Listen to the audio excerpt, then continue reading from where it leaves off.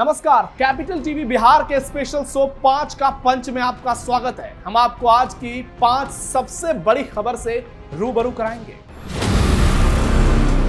मैं आपको बताऊंगा बिहार में सीएम फेस की रेस में वो कौन से 6 चेहरे सबसे आगे चल रहे हैं। मैं आपको बताऊंगी राज्यसभा चुनाव को लेकर एनडीए में मचती उथल पुथल और क्यों लगातार अब बैठकों का दौर जारी हो चुका है उसके बारे में। मैं आपको बताऊंगा नीतीश के राज्यसभा जाने के बाद जेडीयू में क्या है स्थिति और क्यों बढ़ रहा है आक्रोश। मैं बताऊंगी सेना की रणनीतिक विशेषज्ञ सैयद अता हसनैन बने बिहार के राज्यपाल। मैं आपको बताऊंगी कि क्या चिराग पासवान की शादी होने वाली है।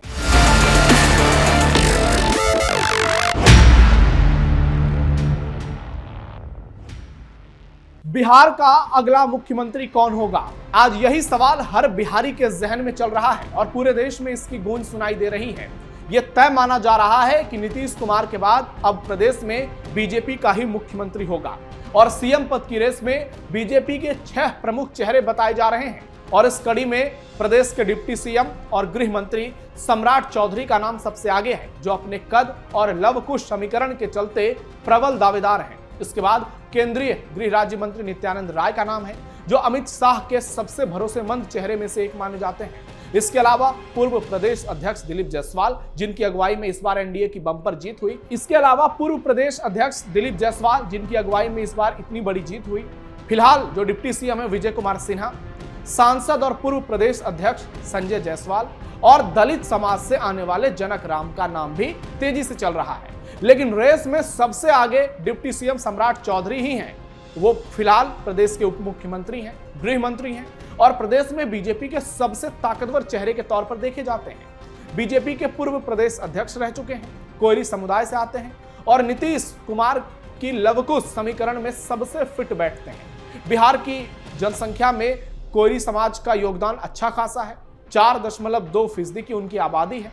सबसे बड़ी ताकत उनकी आक्रामक शैली है वोटिंग को लेकर। हालांकि आरजेडी और जेडीयू का बैकग्राउंड सम्राट चौधरी के खिलाफ जा सकता है, ऐसा बहुत सारे लोगों का दावा है। फैसला पार्टी हाईकमान को करना है, लेकिन सबसे बड़ी दावेदारी सम्राट चौधरी की ही है, जो सीएम नीतीश के भी सबसे पसंदीदा चेहरे हैं और उनके बेहद खासम खास है। वहीं डिप्टी सीएम को लेकर भी चर्चा है। दोनों दलों में, बीजेपी और जेडीयू में बैठकों का दौर जारी है। अब देखना यह होगा कि बीजेपी आलाकमान किन चेहरे पर मुहर लगाती है। क्या सम्राट चौधरी बीजेपी के अगले सीएम होंगे? क्या दिलीप जायसवाल या संजय जायसवाल को मौका मिलता है? क्या बिहार को पहला दलित सीएम जनक राम के तौर पर मिल सकता है, या फिर पीएम मोदी और अमित शाह की ओर से कोई चौंकाने वाला नाम सामने आएगा, जैसे मध्य प्रदेश में आया था, राजस्थान में आया था, छत्तीसगढ़ में आया था? पूरा बिहार इस वक्त टकटकी लगाए बीजेपी हाईकमान की ओर देख रहा है और तय मानिए बहुत जल्द इस नाम से पर्दा भी उठ जाएगा और बिहार को अपना अगला मुख्यमंत्री मिल जाएगा। खबरों में बात करते हैं। बिहार के सियासी हलचल के बीच मुख्यमंत्री आवास 1 अणे मार्ग पर मुलाकातों का दौर तेज हो गया है। नीतीश कुमार और सम्राट चौधरी के बीच करीब 25 मिनट तक अहम बातचीत अब खत्म हो गई है। सम्राट चौधरी का काफिला सीएम हाउस के बाहर निकल गया था। दिलचस्प बात यह है कि सम्राट चौधरी के निकलते ही विजय सिन्हा की सीएम हाउस में एंट्री हो गई। बैक टू बैक हो रही इन मुलाकातों ने राज्य में सत्ता परिवर्तन और नए मंत्रिमंडल के गठन की अटकलों को और पुख्ता कर दिया है।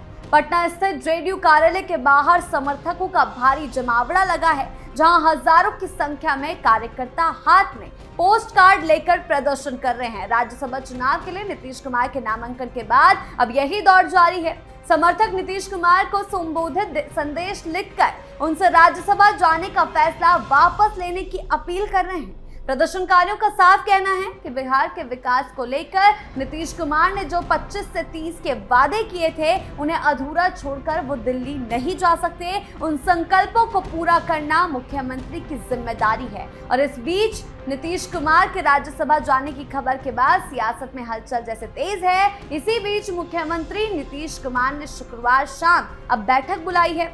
इस बैठक में जेडीयू के विधायकों, सांसदों और एमएलसी की उपस्थिति रहेगी। ये बैठक आज शाम एक अन्य मार्ग सीएम हाउस में होगी। नीतीश कुमार के राज्यसभा जाने के बाद बिहार का अगला सीएम कौन होगा, इस पर कई तरह की अटकलें लगाई जा रही है। ऐसे में आज की बैठक में संभावना जताई जा रही है कि सीएम फेज पर चर्चा हो सकती है। चर्चा ये है कि अगर बीजेपी का सीएम बनता है तो जेडीयू के 2 नेता डिप्टी सीएम होंगे। ऐसे में आज बैठक में क्या कुछ फैसले लिए जाते हैं, इसका इंतजार किया जा रहा है। नीतीश के राज्यसभा जाने के फैसले पर पार्टी कार्यकर्ताओं के बढ़ते आक्रोश और धरने प्रदर्शन तो हम देख ही रहे हैं, लेकिन अब जदयू प्रवक्ता नीरज कुमार का बड़ा बयान सामने आ चुका है। उन्होंने कहा कि कार्यकर्ताओं ने पार्टी को खड़ा किया है, उनकी बात सुनकर रास्ता निकालना होगा। नीतीश फैसले पर पुनर्विचार करेंगे या नहीं, ये नीतीश को तय करना होगा, क्योंकि अभी भी 9 मार्च तक का समय है। राज्यसभा जाने से पार्टी नेताओं, कार्यकर्ताओं और जनता में अविश्वास पैदा हो गया है, क्योंकि नीतीश के नाम पर एनडीए को प्रचंड जनादेश मिला। ये भी जल्दी तय हो कि नीतीश की विरासत को कौन संभालेगा। निशान पर निर्णय नीतीश को ही लेना होगा। वहीं बिहार सरकार के मंत्री श्रवण कुमार की तरफ से भी ये बातें कही गई और कहा गया कि नीतीश जी के फैसले से सब कोई दुखी है। नीतीश कुमार हम सबके नेता हैं, उनके फैसले के साथ हम लोग हैं। साथ ही उन्होंने ये भी कहा कि मुझे पद की चाहत नहीं, नीतीश कुमार ने बहुत कुछ दिया है। श्रवण कुमार ने यह भी कहा कि निशांत कुमार बहुत जल्द राजनीति में आए, उसके लिए नीतीश कोशिश करें। दूसरी तरफ जदयू नेता अमरेंद्र दास त्रिलोक ने मुख्यमंत्री नीतीश कुमार के आवास के बाहर आमरण अनशन पर बैठते हुए कहा कि हमारी सिर्फ एक ही मांग है कि हमारे नीतीश भैया बिहार में ही रहें और केंद्र की राजनीति में ना जाए। 2005 के बाद उन्होंने राज्य को बदलने के लिए बहुत मेहनत की है। मैं प्रधानमंत्री नरेंद्र मोदी, गृह मंत्री अमित शाह और नितिन नवीन से अपील करता हूं कि आप लोग केंद्र में रहें और नीतीश कुमार को बिहार में ही रहने दीजिए।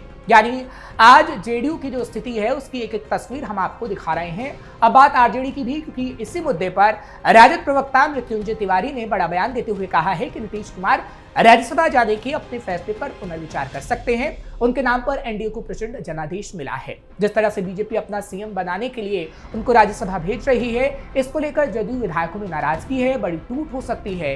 इन सबको देखते हुए हमें लगता है कि नीतीश बड़ा फैसला कर सकते हैं और नीतीश को नामांकन वापस ले लेना चाहिए। केंद्र सरकार ने भारतीय सेना के पूर्व वरिष्ठ अधिकारी लेफ्टिनेंट जनरल सैयद अता हसनैन को बिहार का नया राज्यपाल नियुक्त किया है। अता हसनैन भारतीय सेना में अपनी करीब 4 दशक लंबे गौरवशाली करियर और रणनीतिक नेतृत्व के लिए जाने जाते हैं। जम्मू कश्मीर में काउंटर इंसर्जेंसी अभियानों और सुरक्षा रणनीति में उनकी अहम भूमिका रही है। उन्होंने सेना मुख्यालय में मिलिट्री सेक्रेटरी जैसे महत्वपूर्ण पदों पर कार्य किया। अता हसनैन ने शेरवुड कॉलेज नैनीताल और यूनिवर्सिटी ऑफ दिल्ली से शिक्षा प्राप्त की और बाद में अंतर्राष्ट्रीय संस्थानों जैसे royal college of defence study London और Asia Pacific centre for security studies Hawaii में प्रशिक्षण दिया।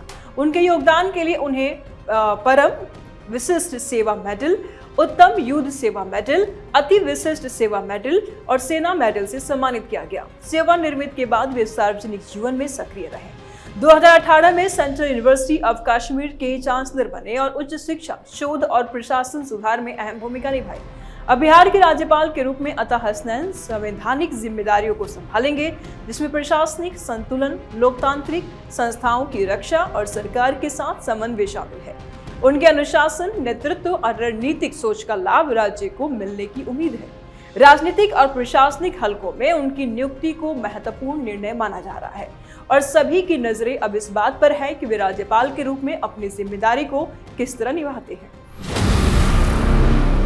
केंद्रीय मंत्री और लोक जनशक्ति पार्टी रामविलास के प्रमुख चिराग पासवान एक बार फिर सुर्खियों में है, लेकिन इस बार वजह उनकी राजनीति नहीं बल्कि उनकी शादी है। जी हाँ, उनकी शादी को लेकर आया एक बयान है फिर से। दरअसल होली मिलन समारोह के दौरान उनकी मां रीना पासवान ने बेटे की शादी को लेकर खुलकर अपनी मन की इच्छा जाहिर की। रीना पासवान ने कहा कि चिराग पासवान अब 40 साल के हो चुके हैं, लेकिन अभी तक शादी के लिए तैयार नहीं हो रहे हैं। उन्होंने मुस्कुराते हुए कहा कि अगर उनके हाथ में होता तो वो आज ही अपने बेटे की शादी करा देती। उनका कहना था कि पूरा परिवार चाहता है कि घर में जल्द ही बहू आए और शादी की खुशियां मनाई जाए।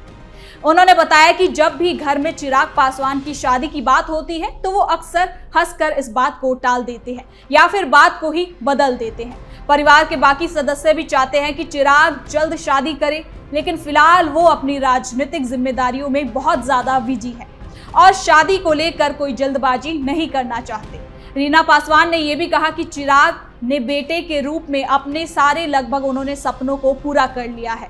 अब उनकी सबसे बड़ी इच्छा यही है कि वो बेटे की शादी को होते हुए देखे और घर में एक बहू आए। उन्होंने कहा कि जिस दिन चिराग शादी के लिए हाँ कर देंगे उसी दिन उनकी बारात निकाली जाएगी, क्योंकि परिवार पूरी तरीके से चिराग पासवान की शादी के लिए तैयार है।